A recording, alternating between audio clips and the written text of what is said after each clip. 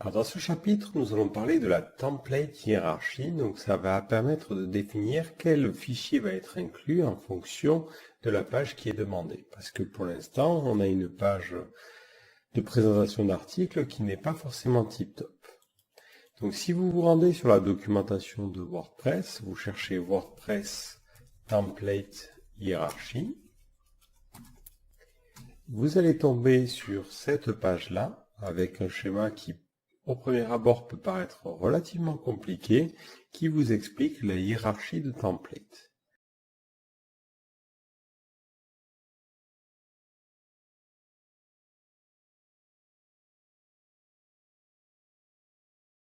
Donc globalement, c'est un schéma qui explique dans quel ordre sont chargés les contenus, sachant que dans tous les cas, si vous n'avez aucun des autres fichiers ici, c'est le fichier index.php qui sera chargé. Et c'est effectivement ce que l'on voit sur notre site, c'est toujours le fichier index.php qui est chargé. Donc d'abord, il faut se poser la question sur quel type de page on est. Donc là, par exemple, on est sur la page qui correspond à un article, donc on est sur la singular page. Donc là, il va regarder, est-ce que on est sur la page d'un article ou sur une page statique? Donc nous, on est ici. Est-ce qu'on est en train de regarder un post qui est un article du blog, un custom post ou un attachment post, c'est-à-dire un article qui est associé à un média? Nous, on est dans blog post. If selected custom, donc ça permet de préciser si on a un modèle de page de sélectionner, mais pour l'instant on peut l'ignorer. Ensuite, il va charger le fichier single-post.php. S'il ne le trouve pas, il va charger single.php. S'il ne le trouve pas, il va charger singular.php. Et s'il ne le trouve pas, il va charger index.php. Donc si nous, dans notre cas, on a envie d'avoir une présentation différente pour la single d'un article, il faudra donc créer un fichier qui s'appelle single-post.php, tout simplement. Donc là, il nous suffit de créer ce nouveau fichier. Donc dans notre partie thème ici, on va aller créer un nouveau fichier que l'on va appeler single-post.php. À l'intérieur, on va faire un petit peu la même chose que ce qu'on avait fait ici. Donc on va simplement se contenter de recopier les choses, sauf qu'on n'aura pas de div qui a la classe row, et on va directement mettre le titre avec un H1 et le contenu en dessous. Si on n'a pas d'article, normalement c'est pas censé se produire, on peut gérer quelque chose en particulier. Sachant que par défaut, WordPress va gérer les pages d'erreur d'une certaine manière. Si on regarde, on a error 404 pages, ça va charger le fichier 404.php. Donc on créera juste après ce fichier-là. Pour l'instant, ici, dans ma boucle, je peux faire un H1 et lui dire d'afficher le titre de l'article. Donc là, j'utilise la fonction the_title. Ensuite, je vais avoir le contenu. Donc là, je fais the content. Voilà. Et on peut regrouper les choses en écrivant les choses de cette manière-là. Donc on peut avoir le if et le while l'un derrière l'autre, ce qui permet d'économiser un petit peu de place. Ce que je vais faire, c'est que je vais au niveau de mon éditeur, cliquer sur espace ici, dire que je veux mettre en retrait avec des espaces et mettre 2 espaces. Si vous voulez reformater, on l'a vu, c'était CTRL-SHIFT-P et on cherchait mettre en forme le document avec. Sinon, vous avez un raccourci qui est ALT, SHIFT et F. Ça peut être pratique si vous voulez réorganiser le code rapidement. Et voilà à quoi ressemble notre page. Donc dans le cadre d'une page, c'est plutôt simple pour le coup. Donc j'essaie de réactualiser la page de mon article et j'ai maintenant cette présentation-là. Si je veux peut-être afficher l'image à la une, ici, je peux faire un the post thumbnail et j'afficherai directement l'image originale. Donc là, je réactualise et hop, ça me donne cette image-là.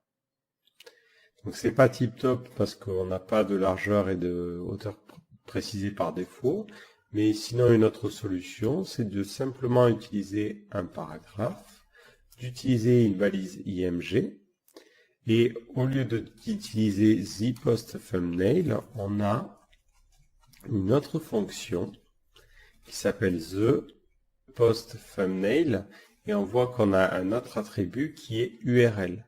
Donc ça nous permet de générer juste l'URL, et l'avantage, c'est que derrière, on peut mettre une hauteur automatique, ou on peut rajouter du style. C'est un petit peu plus naturel, en fait. Donc là, c'est à vous de voir. Donc on va faire un width de 100% et une hauteur automatique. Voilà. Donc ça, c'est une autre manière de gérer le post thumbnail, sauf que au lieu d'utiliser WordPress pour ça, on n'utilise que l'URL et ça nous permet d'avoir un petit peu plus de contrôle. Et voilà à quoi ça ressemble. Si on veut gérer une page d'erreur 404, par exemple quelqu'un tape une URL vers un article qui n'existe pas, ben dans ce cas-là, il faudra créer un fichier 404.php. Donc je vais m'inspirer de mon single post, je vais dupliquer cette page-là, donc je vais faire CTRL-C, CTRL-V, et en appuyant sur F2, je vais renommer 404.php. Et là, je mettrai simplement un H1 avec marqué page introuvable. Et à l'intérieur de mon système, je mettrai un paragraphe avec marqué cette page n'existe pas. Donc pour cette page-là, on n'est pas du tout obligé d'utiliser la boucle parce que c'est une page qui est chargée en cas d'erreur. Donc on n'a pas forcément de contenu lié. Et on peut se contenter de faire ça en mettant le header et le footer tout autour. Voilà. Donc si je réactualise cette page maintenant, je devrais bien avoir la page d'erreur 404. Alors ça ne donne rien, sûrement parce que, alors là je suis avec des URL bizarres, mais si on fait ça, qu'est-ce qui se passe? On a bien la page introuvable. Cette page n'existe pas. Donc voilà comment vous pouvez gérer les choses. Donc les pages que vous allez très souvent utiliser, ça va être ces parties-là, single post, ce genre de choses. Après, il y a une petite subtilité entre le site front page et le blog post index page. Donc ça, on en avait parlé lorsqu'on avait parlé de l'utilisation de WordPress, mais dans la partie réglage puis lecture, vous avez la possibilité de définir qu'est-ce qui sert de page d'accueil. Donc nous, actuellement, ce qui sert de page d'accueil, c'est un listing d'articles. Donc si je voulais styliser différemment la page d'accueil, je rentrerai dans cette condition. Donc là, je suis sur la front page, donc je pourrais avoir un fichier frontpage.php et ça serait automatiquement le fichier qui serait chargé en cas de page d'accueil. Si je n'ai rien mis, il va faire un choix. Est-ce que c'est une page qui est chargée en front? Si oui, il arrive dans cette partie-là. Si c'est une liste d'articles, dans ce cas-là, il va charger home.php. Donc là, à vous de voir comment vous voulez gérer les choses. Donc si je voulais changer juste la home page, il me suffirait simplement de créer un nouveau fichier que j'appellerai front-page.php. Et à l'intérieur, je pourrais mettre ma boucle ou juste mettre un salut ici. Si je réactualise ma page d'accueil, donc la première page sur laquelle on rentre, on voit bien qu'on a notre salut. Donc là, c'est à vous de voir comment vous voulez présenter les choses, mais dans la plupart des cas, moi, la plupart des sites que j'administre, on a toujours une page d'accueil qui est une page personnalisée. Donc on est plutôt vraiment dans cette situation-là. Donc pour représenter cette situation, on va créer une nouvelle page qu'on va appeler accueil. Voilà. Et on va tout simplement la publier. Il n'y a pas forcément besoin de mettre du contenu. Et on va créer une nouvelle page que l'on va appeler actualité, qui sera en fait notre partie news ou blog. Et on publie. Je vais dans la partie réglage, lecture, et je définis maintenant que la page d'accueil est une page statique. La page qui servira de page d'accueil sera accueil, et la page qui servira d'actualité sera actualité. Et je clique sur enregistrer les modifications. Donc maintenant, cette partie front page contiendra en fait notre page. Donc à l'intérieur, je vais faire un get header. Hop. Ensuite, je vais faire un get footer. Je vais faire ma petite boucle, où là je peux directement mettre un while HavePost, parce que je sais que je suis sur un template qui aura nécessairement des articles, et je fais un ThePost. Et ici, on va pouvoir maintenant mettre un H1 avec le titre de notre page, The Title. Voilà. Et on mettra ensuite un paragraphe avec le contenu ou directement le contenu de la page.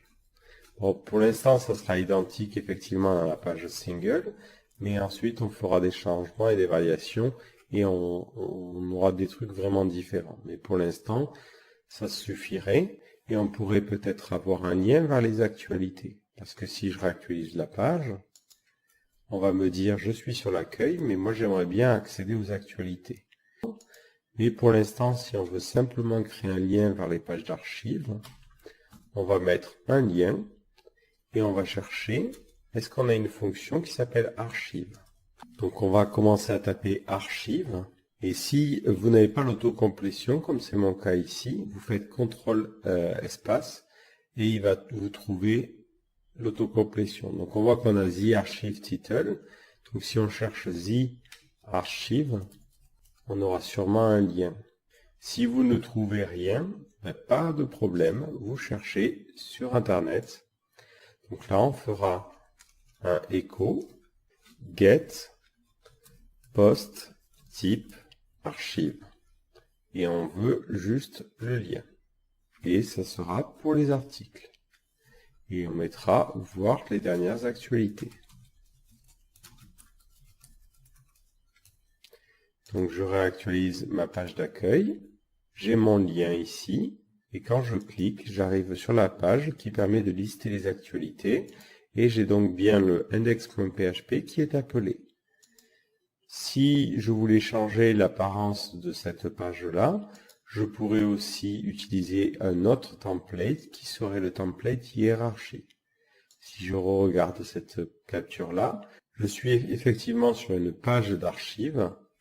Mais ce que je pourrais aussi faire, c'est avoir une autre page qui s'appellerait home.php. Parce que si je regarde le template.hierarchie, ici, le blog post index page, la page qui est utilisée, c'est home.php. Donc je pourrais m'imaginer, alors on va dupliquer ça, on va le renommer home.php, et on va mettre ici un H1 avec marqué home, juste pour vous montrer que c'est bien ce fichier-là qui est chargé au lieu du fichier index.php. Voilà, donc c'est très important de toujours se référer à ce graphique, aussi de regarder comment il évolue dans le temps, parce que de temps en temps il rajoute de nouvelles fonctionnalités, donc il y a de nouvelles conditions qui se rajoutent, mais dès que vous voulez changer le template d'une page, il faudra créer un fichier en fonction de cette logique-là. Mais gardez en tête ce schéma-là parce qu'il est très important pour bien comprendre le fonctionnement interne de WordPress. Donc nous, on va simplement supprimer pour l'instant le home.php parce que bon, c'est un duplicata du index.php et on va partir de là.